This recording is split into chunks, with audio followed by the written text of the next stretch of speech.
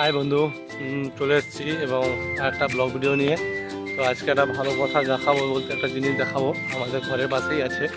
তো ওটা অনেকেই জানে না, তো ওটার সম্বন্ধে আজকে জানাবো।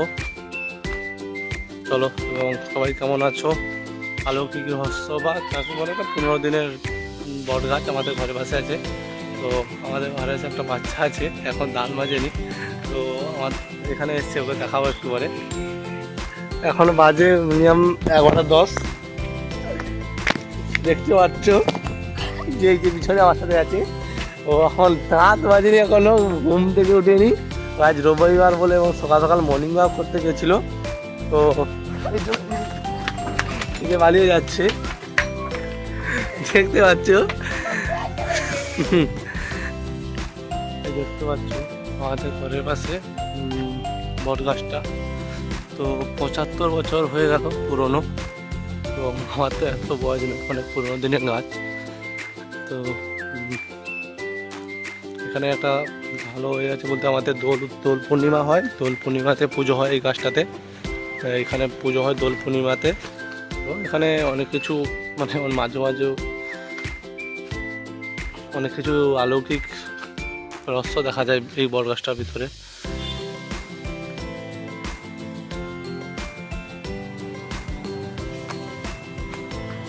দেখলে ভয় লেগে যাবে, যেন অন্য কথায় চলে এসছে। ওয়াও, এখানে তো একটা গর্তও আছে, সাপের গর্ত বলে, সাপ টাপ থাকে বলে, আমি তো দেখিনি কোনো দিন, বলে দেখছে অনেকেই। পুরোনো দিনের অনেক পুরোনো সাপ।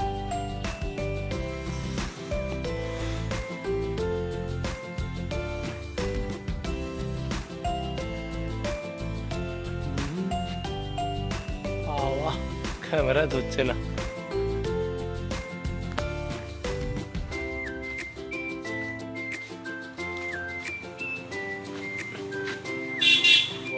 পুরো অন্যরকম সিন, দেখতেও ভালো লাগছে, যেন এখানে আড্ডা মারার জন্য একদম পারফেক্ট। এবং রাত্রিবেলা এলে দেখতে হবে না, ও কেউ যদি একলা আসে, অচেনা পরিচিত ব্যক্তি যদি কেউ আসে, তো ও দেখলে ভয় লেগে যাবে না। ভয়ানক জিনিস কি হয়ে গেছে যেন। একটা জিনিস দেখাবো, তো বট গাছে অনেক কিছু আছে। তো আমার ছোটোবেলা থেকে দেখেছি যে এগুলো ঝুলতে কিন্তু ভালো লাগে। তো ঝুলবো, দেখাচ্ছে। ওয়াও,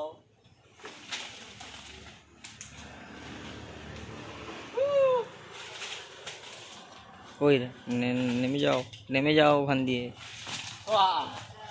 কেমন লাগলো তোমরাও বলবে, তোমাদের যদি ঝুলে থাকো তো কেমন লাগলো ভিডিও যে ঝুললাম। আমার তো ভালোই লেগেছে। তো তখন ছোটোবেলায় ঝুলতাম, এখন তো ঝুলা বন্ধ করে দিয়েছি, আসা হয়নি এদিকে, কম আসি।